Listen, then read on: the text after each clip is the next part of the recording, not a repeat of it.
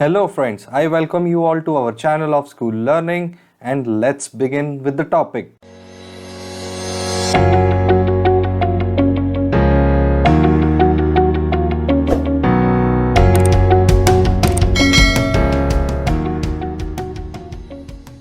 Friends, today we are going to study about the characteristics of rational and irrational number. आज हम लोग इस video में irrational और rational number का characteristics जानेंगे। तो चलिए शुरू करते हैं। तो रेशनल नंबर हमने डिफाइन कैसे किया? रेशनल नंबर हमने कहा था कि कोई भी नंबर r अगर p बाई क्यू के फॉर्म में लिखा जा सकता है, जहाँ पे p और q अगर इंटीजर हो और q नॉट इक्वल टू 0 हो तो हम उन्हें रेशनल नंबर कहेंगे। ठीक है, ये दो बेसिक कंडीशन है, वो फुलफिल होना चाहिए। तो रेशनल नंबर के एग्जाम्पल्स के तौर पे हम क्या लिख सकते हैं? सपोज से 0.6 लिख दिया, 2/3 लिख दिया, है ना, 1/7 लिख दिया, 2/9 लिख दिया। तो अब इन सब नंबर्स का कैरेक्टरिस्टिक्स क्या है, क्या कुछ है जो इनमें सिमिलर है और हम लोग इन्हें रेशनल नंबर के तौर पे आइडेंटिफाई कर सकते हैं। तो आइए जानते हैं, अगर हम लोग इनमें लॉन्ग डिवीजन मेथड अप्लाई करते हैं तो क्या कुछ ऑब्जर्वेशन हमें देखने को मिलता है और उन ऑब्जर्वेशन से हम लोग क्या कुछ कैरेक्टरिस्टिक्स निकाल सकते हैं which will be helpful in identifying the rational numbers. ठीक है, तो अब सपोज एग्जांपल नंबर 1.6 से स्टार्ट करते हैं। से सपोज 0.6 हमने लिखा, 0.6 को अगर फ्रैक्शन फॉर्म में लिखना चाहें तो कैसे लिखेंगे? 6/10 है कि नहीं। अब अगर इसमें डिवीजन परफॉर्म करते हैं तो हमारा जो डिविडेंड है वो हो जाएगा 6 और डिवाइज़र जो हो जाएगा वो 10 हो जाएगा। 6 10 से छोटा है तो 0 ज़ा 0, 6 पॉइंट डाला 0, 10 6 ज़ा 60। Now what I want you all to do is, यहाँ पे आप कोशेंट को ऑब्जर्व करें 0.6 है, रिमाइंडर को ऑब्जर्व करें 0 है। ठीक है, अब दूसरा एग्जांपल ले लेते हैं 2/3। डिविडेंड क्या हो गया? डिविडेंड हो गया 2, डिवाइज़र हो गया 3, dividend is smaller than divisor, so 0 0, यहाँ पे 2 लिख दिया, पॉइंट डाला 0, 3 6 ज़ा 18, अगेन 2 पॉइंट है 0, 6 ज़ा 18, अगेन 2 पॉइंट है 6 ज़ा 18, अगेन 2 पॉइंट है 0, 6 ज़ा 18, ये कंटिन्यू होते जाएगा। तो हर केस में हमें क्या आ रहा है? हमें जो रिमाइंडर बच रहा है वो 2 बच रहा है। यहाँ पे 2 बचा, यहाँ पे 2 बचा, फिर हमने पॉइंट लगा के 0 लिखा है कि नहीं बचे लोग? तो यहाँ पे भी 2 2 2 बच रहा है। तो अब यहाँ पे कोशेंट क्या था? कोशेंट है 0.66666, है ना, और रिमाइंडर क्या है? रिमाइंडर इज 222, मतलब रिमाइंडर अगर रिपीट हो रहा है। अब तीसरा एग्जांपल लेते हैं। फॉर एग्जांपल हमने क्या लिखा था? 1/7 लिखा था, है ना, 1/7। 1/7 में यहाँ पे कर देता हूँ, 1/7 में 1 जो है वो डिविडेंट है, 7 जो है वो डिवाइज़र है। तो 1 छोटा है 7 से, अगेन 0 ज़ा 0, पॉइंट डाला 1 0, नाउ 7 1 ज़ा 7, 3, यहाँ पे रिमाइंडर क्या बचा बच्चों?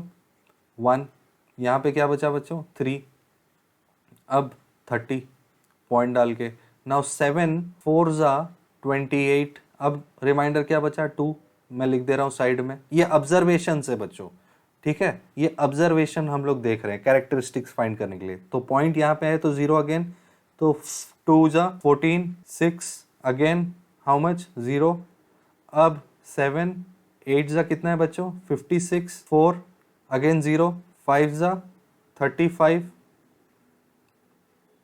तो कितना आया? 5, पॉइंट है 0, अगेन 7 7 ज़ा 49, अगेन 1, रिमाइंडर 1, है ना, रिमाइंडर 1। अब फिर से देखिए, अगर पॉइंट है 0, 7 1 ज़ा 7, रिमाइंडर कितना है? 3 है कि नहीं? 3, तो मतलब यहाँ पे देखिए 1 था 3 था, 1 था 3 था, रिपीट हो रहा है। तो मतलब क्या हो गया? अब 1/7 जो है वो उसका वैल्यू ऐसे आएगा, जो कोशेंट है इसका 0.142857, इसके बाद फिर रिपीट होगा 142857, फिर से रिपीट होगा 142857, मतलब ये नॉन टर्मिनेटिंग रिपीटिंग नंबर है। ठीक है। तो अब हमने क्या क्या ऑब्जर्वेशन देखा, या तो रिमाइंडर जीरो हो जाए, अगर रिमाइंडर जीरो होता है तो क्या होता है, आपका जो क्वोशंट होता है वो टर्मिनेट हो जाता है। अब यहाँ पे अगर आपका रिमाइंडर रिपीट हो रहा है आफ्टर अ पर्टिकुलर इंटरवल, यहाँ पे रिमाइंडर कैसे रिपीट हो रहा है, 1 3 2 6 4 5, इसके बाद फिर रिपीट हो रहा है 1 3 2 6 4 5, ठीक है। आप अगर देखेंगे तो रिपीट होते जाएगा। तो मतलब क्या है, after a particular interval remainder repeat हो रहा है, क्वोशंट भी रिपीट हो रहा है, तो ऐसे नंबर्स को हम लोग बोलते हैं नॉन टर्मिनेटिंग रिपीटिंग क्वोशंट, है ना। और यहाँ पे क्या है, where remainder is 0 and terminating quotient. So these are the characteristics of the rational number. So the remainder becomes 0 with terminating quotient, or the remainder never becomes 0 with non-terminating repeating quotients. अब हमको rational number के बारे में पता लग गया है, तो इर्रेशनल नंबर का क्या होगा, इर्रेशनल नंबर का हो जाएगा the remainder never become 0 with non terminating non repeating quotient, है ना। फॉर एग्जाम्पल अगर आप देखें तो √2 का वैल्यू क्या होता है, √2 का वैल्यू क्या होता है, 1.414213562337 and so on. What about pi, pi को हम लोग 22/7 लिखते हैं, but it is not rational, it is approximated value, please remember it is approximated value, but the real number nobody have found, ठीक है। और ऐसे कंटिन्यू होते रहता है। ऐसे सब क्वोशंट जिसका नॉन टर्मिनेटिंग नॉन रिपीटिंग होता है उसको हम लोग इर्रेशनल नंबर कहते हैं। अब मान लीजिए आपको क्वेश्चन आएगा, से suppose find irrational number between 1/7 and 5/9, irrational number 1/7 and 5/9, तो आप क्या करोगे, आप कुछ नहीं करोगे, बहुत ही सिंपल टेक्निक है, लॉन्ग डिवीजन परफॉर्म करो और वैल्यू निकालो अप टू 2 डेसिमल्स तक, ठीक है। जैसे ये 1 छोटा है 7 से, तो 0 0 1 पॉइंट रखो 0, 7 1 जा 7, 3 इज द रिमाइंडर, अगेन 0, 7 4 जा 28, 2 इज द रिमाइंडर, ठीक है। तो मतलब हम लोग 1/7 को कैसे लिख सकते हैं, 1/7 को 0.142814 लिख सकते हैं, ठीक है, 0.14 लिख सकते हैं।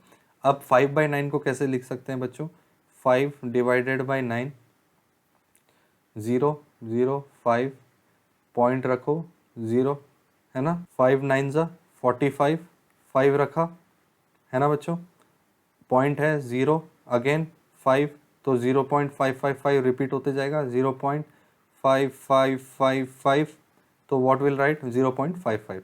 नाउ व्हाट वी नीड, हम लोग ये कैरेक्टरिस्टिक्स को देख के इर्रेशनल नंबर निकालेंगे, ठीक है।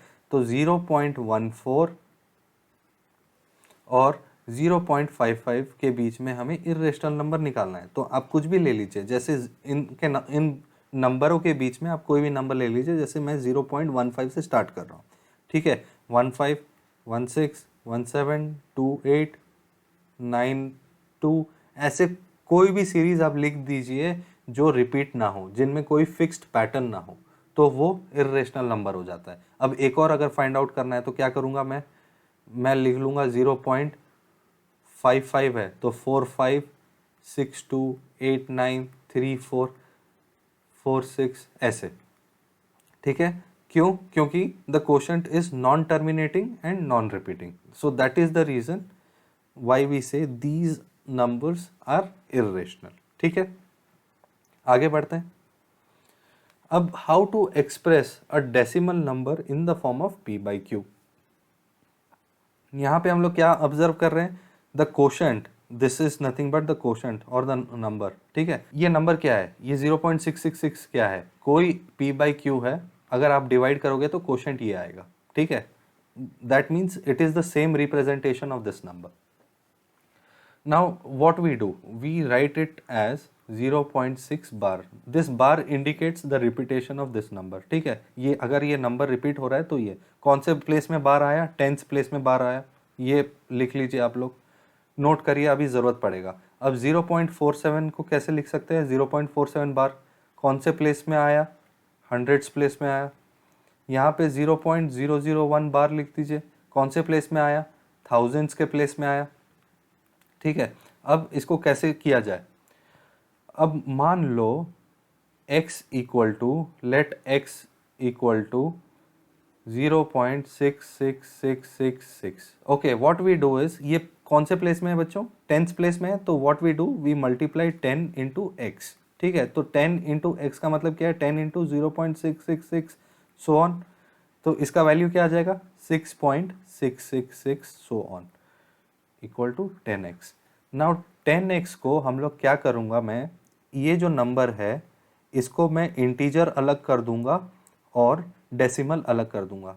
से सपोज अगर 6.66 है तो मैं इसको कैसे लिख सकता हूँ? 6 plus 0.66, again the value remains the same, so that is what I am doing here, 6 plus 0.6666 and so on. तो अब 0.666 क्या है बच्चों? यहाँ पे आया है x है, तो 6 plus x equal to 10x। Now 10x minus x equal to 6, 9x equal to 6, that means x equal to 6 by 9, which is nothing but 3 2s are 3 3s are, so 2 by 3। p and q के form में हमने लिख दिया, q not equal to 0 and p and q both are integers, hence it is a rational number. Now similarly here let x equal to 0.474747। ठीक है, यहाँ पे कितने डेसिमल के बाद रिपीट हो रहा है? 100, तो 100 इंटू एक्स लिख दीजिए। इसका वैल्यू क्या आ जाएगा? 100 इंटू 0.4747 एंड सो ऑन, तो 47.4747 सो ऑन, है कि नहीं बच्चों? अब 47 प्लस 0.4747, मैंने इंटीजर और डेसिमल को अलग कर दिया। मैं इंटीजर और डेसिमल को अलग क्यों कर रहा हूँ? क्योंकि मुझे ये x चाहिए यहाँ पे, ताकि इजी हो जाए, है ना। 47 plus x equal to 100x, है ना। तो 99x 100x minus x is nothing but 99x equal to 47, x equal to 47 divided by 99, both are integers, yes both are integers. Is q not equal to 0? Yes of course, तो this is also a rational number. Now similarly यहाँ पे क्या होगा? Late x equal to कितना बच्चों? 0.001। तो अब मैं कितने से मल्टीप्लाई करूँगा? 1000x से मल्टीप्लाई करूँगा। तो 1000x से मल्टीप्लाई करने के बाद क्या है? 001.001001 एंड इट कंटिन्यूज। सो 001 का मतलब क्या है? 1 ही है, तो 1.001001 एंड सो ऑन। अब इंटीजर को अलग कर दो और डेसिमल को अलग कर दो, है ना। तो अब 1000x इक्वल टू ये आ गया, तो 1000x equal to 1 plus x।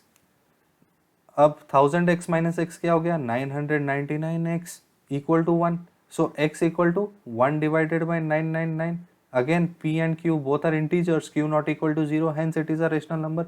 So these were the concepts that we need to understand. ठीक है, ये सब characteristics थे रेशनल नंबर के। तो हमने रेशनल नंबर का क्या क्या पढ़ा बच्चों? रेशनल नंबर का हमने पढ़ा कि अगर क्वोशंट टर्मिनेटिंग है तो रिमाइंडर 0 हो जाता है। क्वोशंट अगर टर्मिनेटिंग है, तो रिमाइंडर 0 हो जाता है। या तो फिर अगर क्वोशंट नॉन टर्मिनेटिंग रिपीटिंग है तो remainder after a certain period या after certain number of repetition start हो जाते हैं, है ना, रिपीटेशन स्टार्ट हो जाते हैं। वैसे ही ये सब किसके लिए हुआ? ये सब रेशनल नंबर के कैरेक्टरिस्टिक्स है। ठीक है, रेशनल नंबर को आप फाइंड आउट करेंगे। अगर इररेशनल नंबर को करना है तो क्वोशंट क्या हो जाएगा? क्वोशंट हो जाएगा नॉन टर्मिनेटिंग नॉन रिपीटिंग, है ना, non terminating and non repeating, and remainder will also be non repeating. ठीक है, तो these were the characteristics of rational and irrational numbers.